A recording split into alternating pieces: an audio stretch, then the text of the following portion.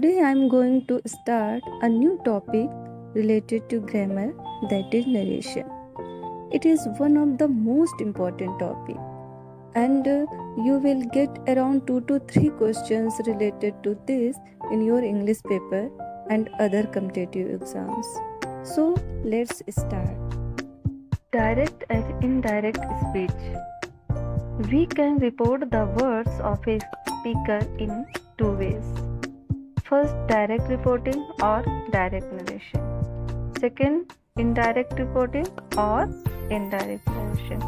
Means speaker के words को, speaker के शब्दों को हम दो तरीकों से हम रिपोर्ट कर सकते हैं. First direct narration and second indirect narration.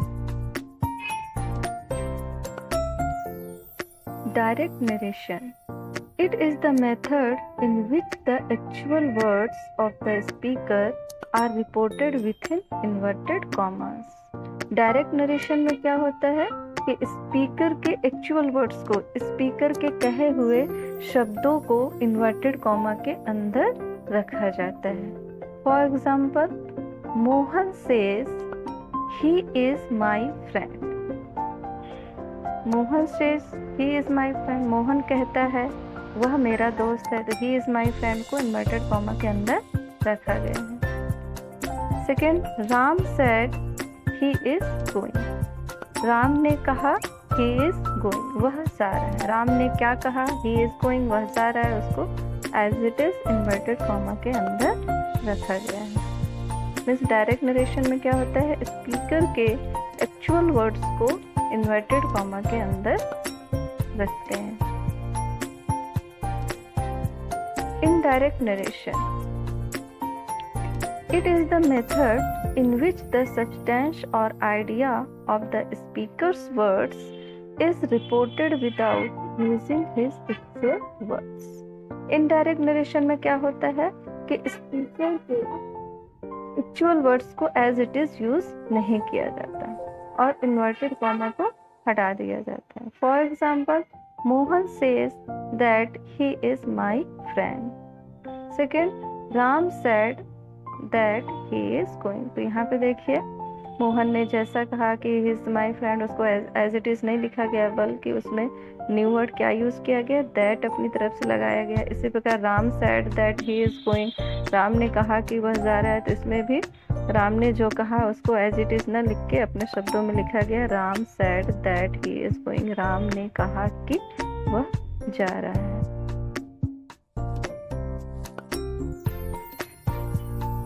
Reporting speech and reported speech.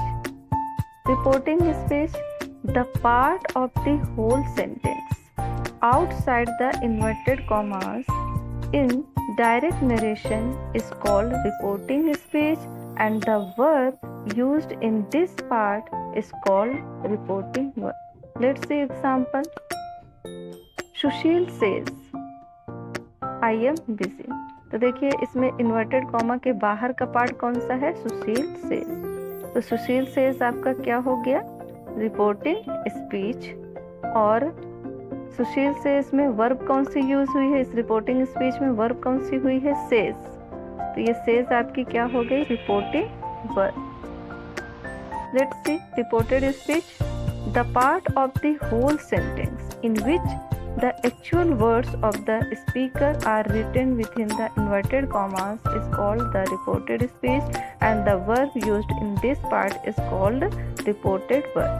कहने का मतलब, इन्वर्टेड कॉमा के अंदर जो सेंटेंस होता है वो आपका रिपोर्टेड स्पीच कहलाता है. तो इन्वर्टेड कॉमा के अंदर सेंटेंस कौन सा है? आई एम बिजी. तो आई एम बिजी आपका क्या हो गया? Reported speech. और आई एम बिजी में वर्ब कौन सी यूज हुई है? एम. तो एम आपकी क्या कहलाएगी? Reported verb. तो इस तरीके से सुशील सेज ये आपका क्या हो गया? Reporting speech. और आई एम बिजी ये आपकी क्या हो गई? Reported speech. और सुशील सेज, इसमें सेज क्या है? रिपोर्टिंग वर्ब है. और आई एम बिजी में एम क्या है? ये रिपोर्टेड वर्ब है. Elementary rules. Rules for changing direct narration into indirect narration. Remove comma and inverted commas. Means direct narration को इनडायरेक्ट नरेशन में चेंज करते समय क्या करते हैं, कॉमा और इन्वर्टेड कॉमा को क्या करते हैं, रिमूव कर देते हैं, हटा देते हैं. Use conjunction like that, if, whether. और कॉमा और इन्वर्टेड कॉमा को हटा के कौन से कंजक्शन लिखते हैं, दैट लिखते हैं या फिर इफ लिखते हैं या फिर वेदर लिखते हैं according sentence. If after the reporting verb object is noun और pronoun then we change reporting verb also. और यदि रिपोर्टिंग वर्ब के बाद कोई ऑब्जेक्ट भी यूज होता है तो उस कंडीशन में हम रिपोर्टिंग वर्ब को भी चेंज कर देते हैं. Let's C rules for reporting verb. Assertive sentence means अगर हमारी जो रिपोर्टेड स्पीच है वो असर्टिव सेंटेंस में है तो रिपोर्टिंग वर्ब को कैसे चेंज करते हैं वो देखते हैं. Change in reporting verb. अगर हमारी जो रिपोर्टेड स्पीच है असर्टिव सेंटेंस में है तो अगर रिपोर्टिंग वर्ब हमारी से है तो वो से ही रहेगी. से टू है तो टेल में चेंज हो जाएगी. सेज है तो सेज ही रहेगी. सेज टू किस में चेंज होगी, टेल्स में चेंज हो जाएगी. सैड सैड ही रहेगी और सैड टू टोल्ड में चेंज हो जाएगी. Rules for connectives. Assertive sentence. If the reported speech is in the form of assertive sentence then we use that conjunction to join two sentence. यदि जो हमारी reported speech है वो assertive sentence में है तो हम कौन से कंजक्शन का यूज करते हैं, दैट कंजक्शन का यूज करते हैं. रिपोर्टिंग स्पीच और रिपोर्टेड स्पीच को ज्वाइन करने के लिए हम दैट कंजक्शन का यूज करते हैं. कहने का मतलब कॉमा और इन्वर्टेड कॉमा को हटाकर हम दैट कंजक्शन लगाते हैं अगर हमारी जो रिपोर्टेड स्पीच है वो असर्टिव सेंटेंस में होती है. For example he said he is going to home. तो आपका जो ही सेड है ये रिपोर्टिंग स्पीच है और he is going to home ये आपकी रिपोर्टेड स्पीच है क्योंकि ये इन्वर्टेड कॉमा के अंदर है. जो इन्वर्टेड कॉमा के बाहर का जो पार्ट है वो आपका रिपोर्टिंग स्पीच है और जो इन्वर्टेड कॉमा के अंदर का पार्ट है वो आपकी रिपोर्टेड स्पीच है. और ये जो रिपोर्टेड स्पीच है आपके असर्टिव सेंटेंस में है इसलिए कॉमा और इन्वर्टेड कॉमा को हटाकर हम दैट कंजक्शन का यूज करेंगे. तो आपका इनडायरेक्ट नरेशन में क्या बना, he said that he was going to home.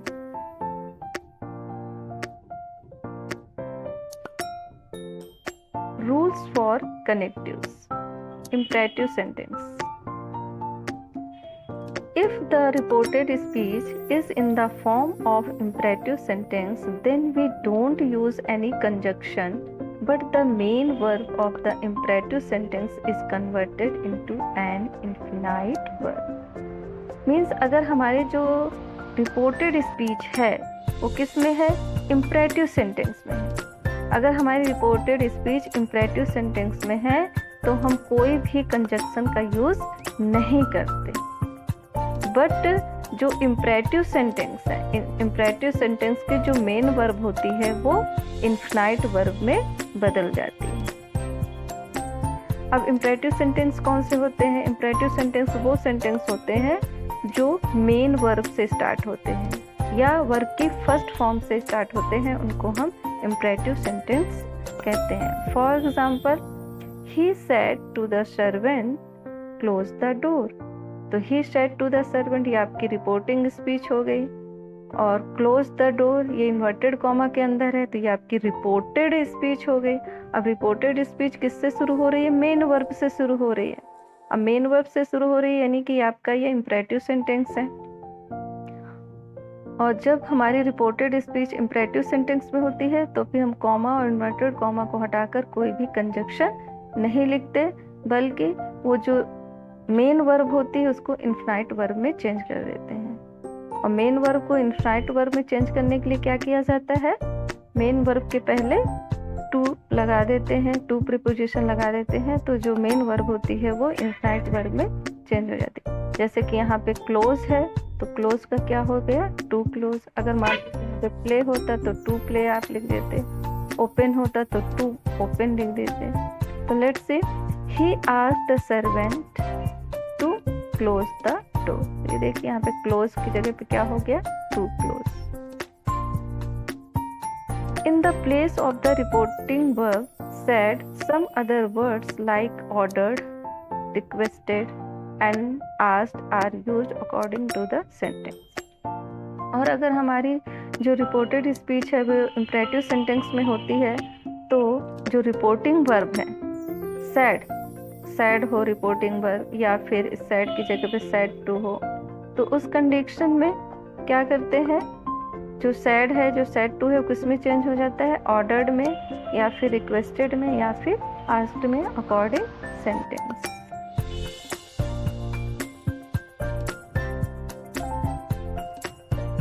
Rules for connectives. Interrogative sentence.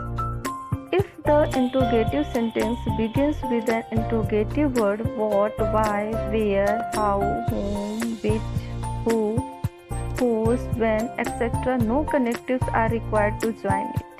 It is mistake if we use connectives.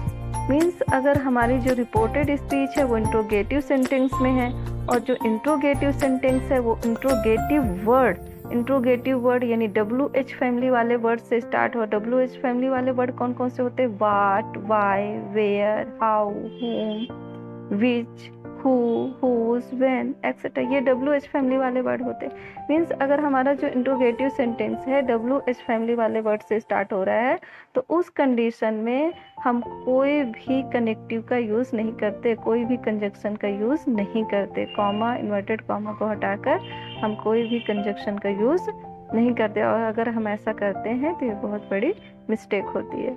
Reporting verb is changed into asked, inquired, demanded, etcetera. और अगर हमारा जो sentence reported speech है वो interrogative sentence है, तो interrogative sentence में है, तो उस कंडीशन में हमारी जो रिपोर्टिंग वर्ब है वो भी चेंज हो जाती है। किस में चेंज हो जाती है, आस्क्ड में चेंज हो जाएगी, या फिर इंक्वायर्ड में, या फिर डिमांडेड में, अकॉर्डिंग सेंटेंस के अकॉर्डिंग ये चेंज होगी। For example, he said where are you going.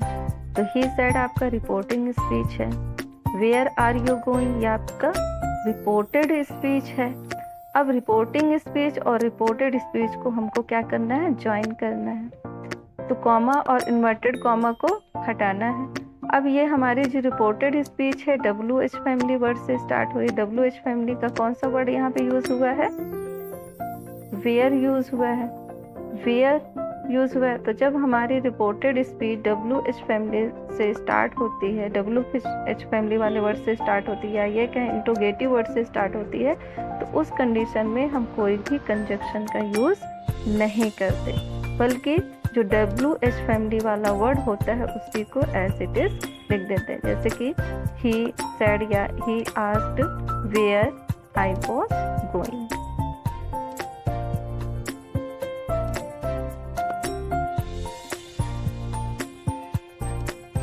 Interrogative sentence. If the interrogative sentence begins with the auxiliary verb oblique helping verb, the connective whether or if is used to join it. यदि हमारा जो interrogative sentence है वो auxiliary verb कौन कौन सी होती है, is, am, are, was, were, etcetera. यदि हमारा जो इंट्रोगेटिव सेंटेंस है ऑक्सिलियरी वर्ब से स्टार्ट हो रहा है, तो हम कौन से कंजक्शन का यूज करते हैं, वेदर कंजक्शन का या फिर इफ कंजक्शन का यूज करते हैं। For example, he said is he doctor. तो ही सेड आपका रिपोर्टिंग स्पीच है, इज ही डॉक्टर ये आपका रिपोर्टेड स्पीच है। रिपोर्टेड स्पीच किस में है, इंट्रोगेटिव सेंटेंस में, क्योंकि ये ऑक्सिलियरी वर्ब से स्टार्ट हो रही है। अब जब ऑक्सिलियरी वर्ब से स्टार्ट होगी तो कॉमा और इन्वर्टेड कॉमा को हटाकर क्या लिखते हैं, वेदर या फिर इफ। तो देखिए यहाँ पे कॉमा और इन्वर्टेड कॉमा को रिमूव करके वेदर कंजक्शन लिखा गया है, और उसके बाद पूरे सेंटेंस को किस में चेंज कर दिया गया है, असर्टिव सेंटेंस में चेंज कर दिया गया है। तो he said whether he was doctor, या इसका ऐसे भी हो सकता है he said if he was doctor, इसका ऐसे भी बन सकता है he asked whether he was doctor और he asked if he was doctor. Note, said oblique said to convert into asked, inquired, demanded, according sentence. Say oblique said to convert into ask oblique inquire according sentence. Says oblique says to convert into asks oblique inquires according sentence.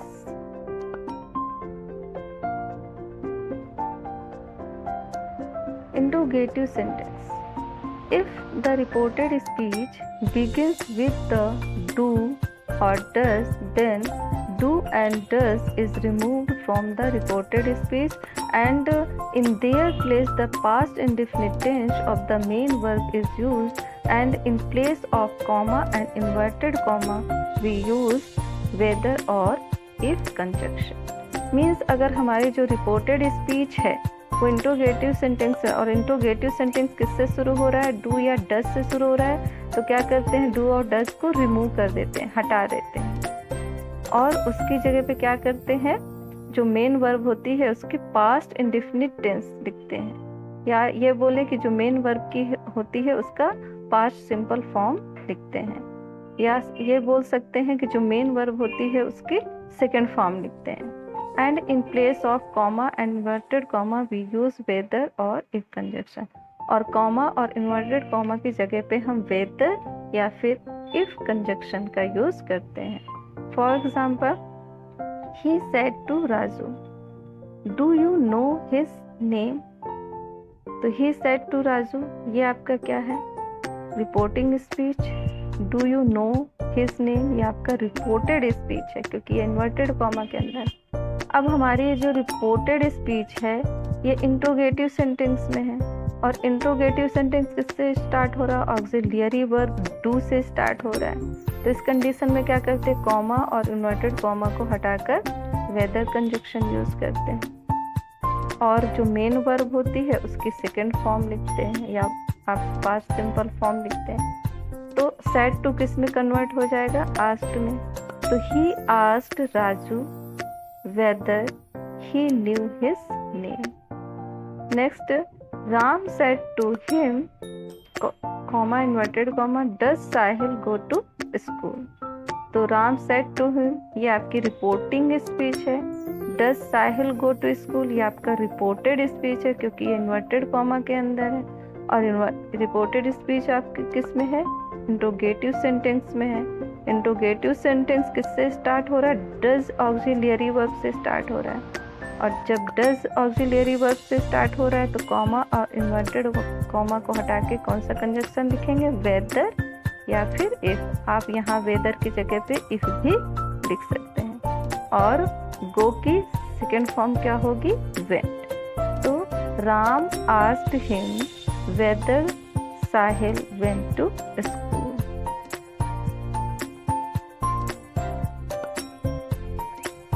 Interrogative sentence.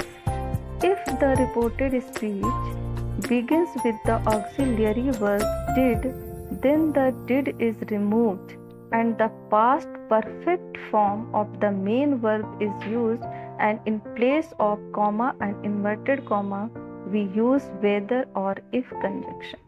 Means अगर हमारी जो reported speech है वो interrogative sentence में है और जो interrogative sentence है वो ऑक्सिलियरी वर्ब डिड से स्टार्ट हो रहा है, तो इस कंडीशन में क्या करते हैं, डिड को रिमूव कर देते हैं, हटा देते हैं और मेन वर्ब की पास्ट परफेक्ट फॉर्म लिखते हैं और कॉमा और इन्वर्टेड कॉमा को रिमूव करके वेदर या फिर इफ कंजक्शन का यूज करते हैं. For example, I said to him, did you go to school yesterday?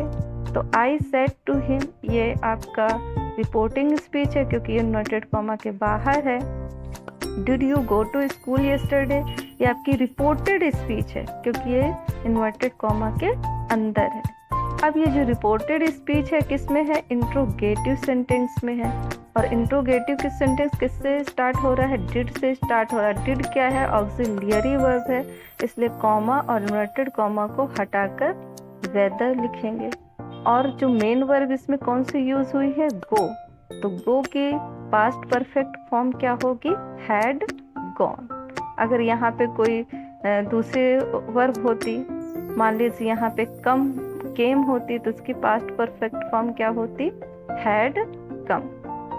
तो इस तरीके से यहाँ पे मतलब अगर डिड ऑक्सिलियरी वर्ब से स्टार्ट होता है तो डिड को रिमूव कर देते हैं, और जो मेन वर्ब होती है उसकी पास्ट परफेक्ट फॉर्म यहाँ पे लिखी जाती है। तो I asked him whether he had gone to school the previous day. अब यस्टरडे का द प्रीवियस डे हो जाता है, ये आगे हम पढ़ेंगे। नेक्स्ट है Ram said to him did Sahil go to school. Ram said to him, ये रिपोर्टिंग स्पीच है। Did Sahil go to school, ये आपका रिपोर्टेड स्पीच है। रिपोर्टेड स्पीच इंट्रोगेटिव सेंटेंस में है और ये डिड से स्टार्ट हो रही है। डिड क्या है, ऑक्सिलियरी वर्ब है। अब जब ऑक्सिलियरी वर्ब से स्टार्ट होती है रिपोर्टेड स्पीच तो क्या करते हैं, कॉमा इन्वर्टेड कॉमा को रिमूव करके इफ या फिर वेदर कंजक्शन यूज करते हैं। और जो मेन वर्ब है उसकी पास्ट परफेक्ट फॉर्म लिखते हैं। तो गो की पास्ट परफेक्ट फॉर्म क्या होगी, हैड गॉन। तो Ram asked him if Sahil had gone to school.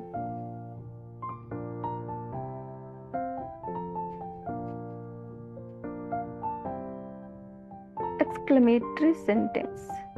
If the reported speech is in the form of exclamatory sentence indicating a surprise, fear, wish or contempt, etc., it is changed into an assertive sentence in the indirect narration form, and connective that is used to join it with the reporting speech. Means अगर हमारी जो reported speech है वो exclamatory sentence में होती है। और exclamatory sentence कौन से होते हैं, ऐसे सेंटेंस जो सरप्राइज को इंडिकेट करते हैं या फिर फियर को इंडिकेट करते हैं या फिर विश को इंडिकेट करते हैं या फिर कंटेम्प्ट को इंडिकेट करते हैं, उनको हम एक्सक्लेमेटरी सेंटेंस कहते हैं। तो जो एक्सक्लेमेटरी सेंटेंस होते हैं वो असर्टिव सेंटेंस में चेंज हो जाते हैं जब हम इनडायरेक्ट नरेशन में चेंज करते हैं डायरेक्ट नरेशन को। And connective that is used to join it with the reporting speech. और रिपोर्टिंग स्पीच से ज्वाइन करने के लिए मीन्स कॉमा इन्वर्टेड कॉमा को हटाकर हम दैट कंजक्शन यूज करते हैं। The sentences which carry the sense of sudden Joy, sorrow, wonder, disappointment और कॉल्ड एक्सप्लेनेटरी सेंटेंस। मतलब ऐसे सेंटेंस जिनसे sudden Joy, sudden sorrow, sudden wonder या सडन डिसअपॉइंटमेंट का पता चलता है उसको हम एक्सक्लेमेटरी सेंटेंस कहते हैं। These sentences generally begins with the word alas, oh, hurray, bravo, how, what etcetera. और ये जो एक्सक्लेमेटरी सेंटेंस होते हैं ये मोस्टली इनकी शुरुआत किससे होती, alas, oh, hurray, bravo, how, what ऐसे शब्दों से इनकी शुरुआत हो। अगर किसी सेंटेंस में ये वर्ड लिखे हों तो समझिए वो कौन सा सेंटेंस है, एक्सक्लेमेटरी सेंटेंस है। अगर किसी सेंटेंस में अलास लिखा हो या ओह लिखा हो या फिर हुर्रे लिखा हो या फिर ब्रावो लिखा हो या फिर हाउ लिखा हो या फिर वॉट लिखा हो तो कौन से सेंटेंस होंगे, एक्सक्लेमेटरी सेंटेंस होंगे।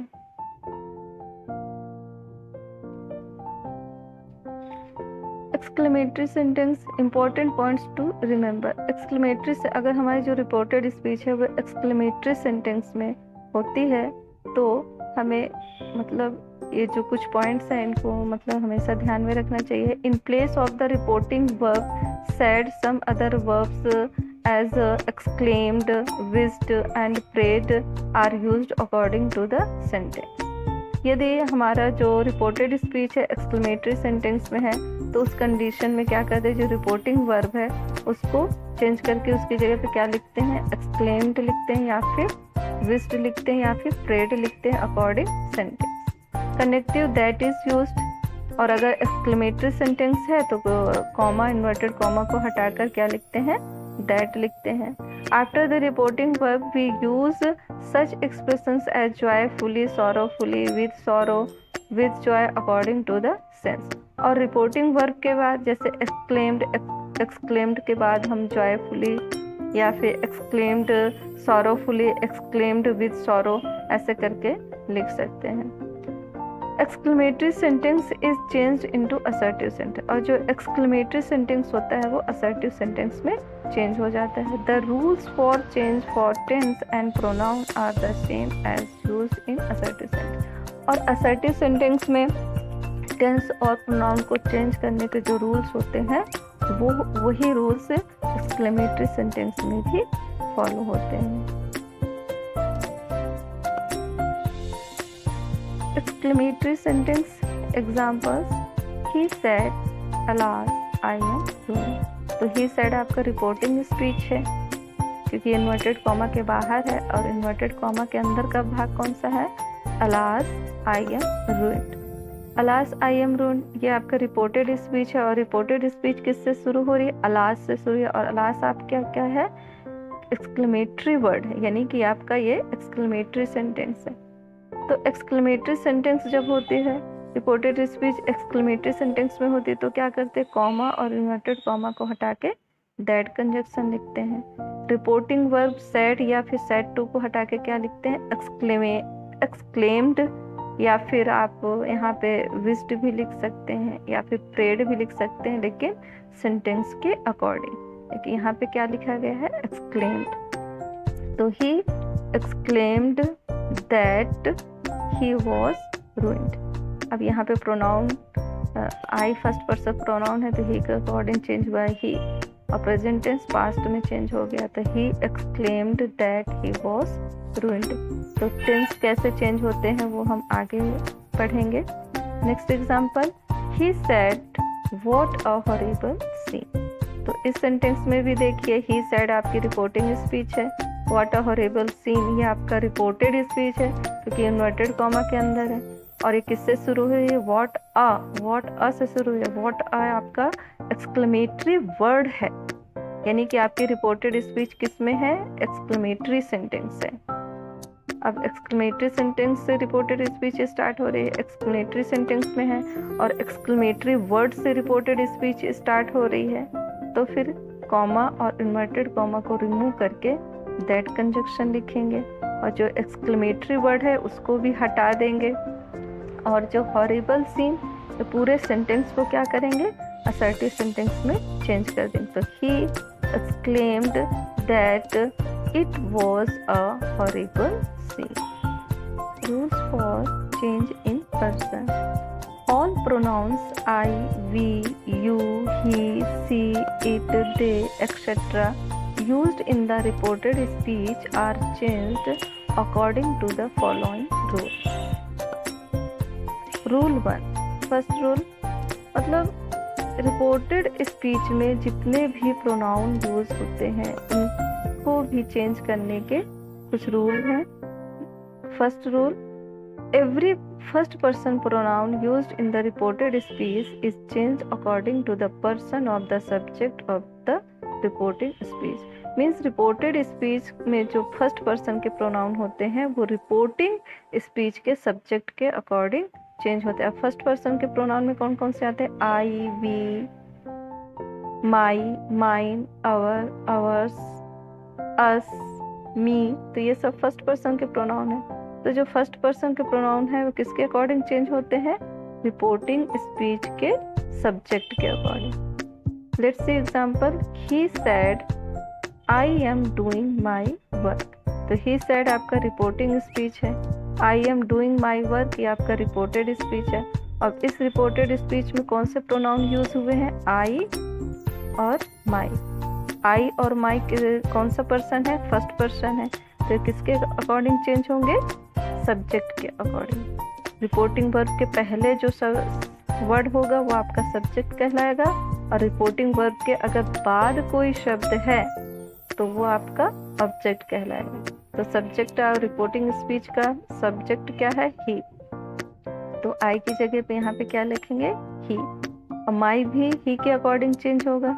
तो माई पोसेसिव केस है तो तो ही का भी यहाँ पे क्या आएगा, पोसेसिव केस, तो ही का पोसेसिव केस क्या होता है, हिज। तो he said that he was doing his work. यहाँ पे दैट कंजक्शन यूज हुआ है क्योंकि कॉमा और इन्वर्टेड कॉमा को हटा के दैट लगाएंगे, क्योंकि यहाँ पे जो रिपोर्टेड स्पीच है यह असर्टिव सेंटेंस में, और जब हमारी रिपोर्टेड स्पीच असर्टिव सेंटेंस में होती है तो कॉमा और इन्वर्टेड कॉमा को हटा के हम दैट कंजक्शन यूज करते थे। He said that he was doing his work.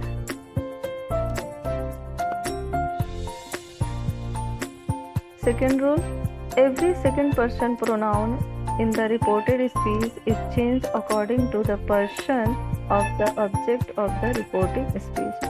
अगर रिपोर्टेड स्पीच में सेकेंड पर्सन के प्रोनाउन आ जाते हैं तो सेकेंड पर्सन के प्रोनाउन किसके अकॉर्डिंग चेंज होते हैं, रिपोर्टिंग स्पीच के ऑब्जेक्ट के अकॉर्डिंग चेंज होते हैं। Let's see example, Mohan said to you You are not doing your work seriously. तो Mohan said to you reporting speech है, you are not doing your work seriously ये reported speech है। अब Mohan said to you ये reporting speech है, इसमें Mohan subject है, said to reporting verb है, you आपका ऑब्जेक्ट है। तो सेकेंड पर्सन के प्रोनाउन किसके अकॉर्डिंग चेंज होंगे, ऑब्जेक्ट के अकॉर्डिंग। तो सेकेंड पर्सन के प्रोनाउन इसमें कौन कौन से हैं, यू और यूर, ये किसके अकॉर्डिंग चेंज होंगे, ऑब्जेक्ट, और ऑब्जेक्ट क्या है, यू। तो सेड टू का क्या हो जाएगा, टोल्ड, क्योंकि हमारी जो रिपोर्टेड स्पीच किस में है, असर्टिव सेंटेंस में है, तो सेड टू का क्या होगा, told. Mohan told you that, comma inverted comma को हटा क्या लिखेंगे, that. Mohan told you that, you इसके अकॉर्डिंग चेंज होगा तो यहाँ पे यू ही आएगा, यू। आर का पास्ट क्या हो जाएगा, वर, तो you were not doing, your का ये पोसेसिव केस है तो इसका यू का पोसेसिव केस क्या होगा, यूअर।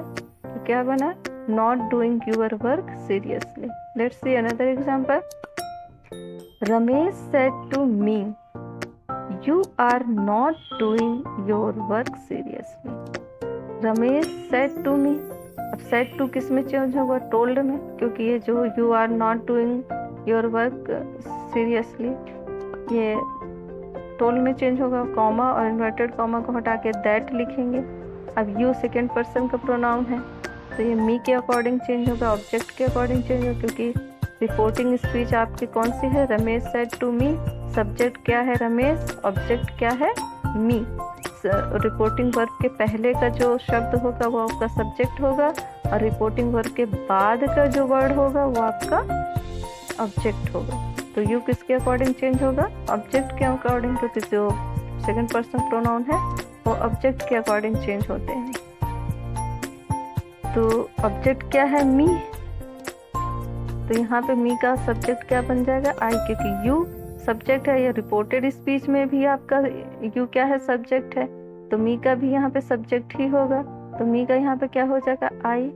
आर का यहाँ पे पास्ट में क्या हो यूज होगा, वॉज, क्योंकि आई के साथ वॉज लिखते हैं। तो आई was not doing, your possessive case है तो मी का पोसेसिव केस क्या होगा, माई। तो क्या हुआ, Ramesh told me that I was not doing my work seriously. Third rule, no change is made in the third person pronoun.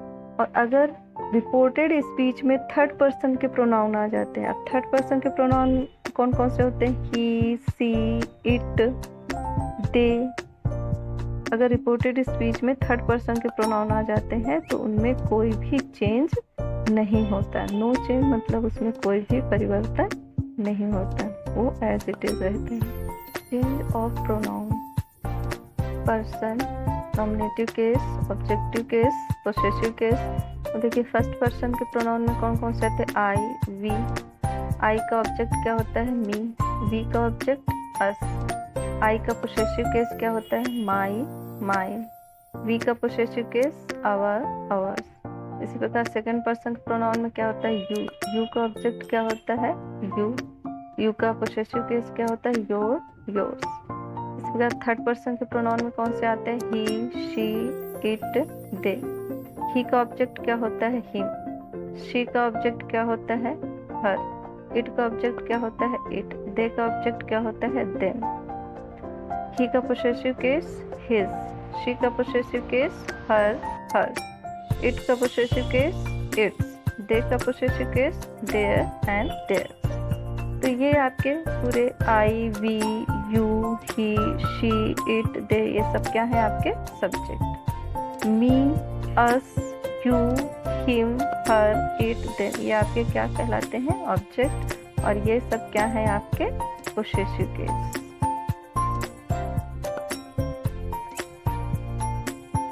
Change of pronoun. First person pronoun means जो reported speech का जो first person pronoun है वो reporting speech के subject के according change होता है, और रिपोर्टेड स्पीच का जो सेकंड पर्सन का प्रोनाउन है वो रिपोर्टिंग स्पीच के ऑब्जेक्ट के अकॉर्डिंग चेंज होता है, और जो थर्ड पर्सन का प्रोनाउन है वो नो चेंज, उसमें कोई भी चेंज नहीं होता, उसमें कोई भी परिवर्तन नहीं होता। So this is the road map of narration. It contains the step-by-step process to convey direct speech into indirect speech। इस पार्ट में हमने क्या क्या सीखा? फर्स्ट स्टेप में हमने आइडेंटिफाई करना सीखा, what is subject, what is object, what is reporting verb, what is person and what is reporting speech, what is reported speech, ये सब हमने सीखा। एंड सेकेंड स्टेप में हमने इसमें क्या सीखा? Change of reporting verb. हमने ये सीखा कि रिपोर्टिंग वर्ब को कैसे चेंज करते हैं। थर्ड स्टेप में हमने चेंज ऑफ कॉमा सीखा, यानी कॉमा और इन्वर्टेड कॉमा को हटाकर उसमें कौन से कनेक्टिव्स लिखते, कौन से कंजक्शन लिखते हैं या फिर नहीं लिखते, ये हमने सीखा।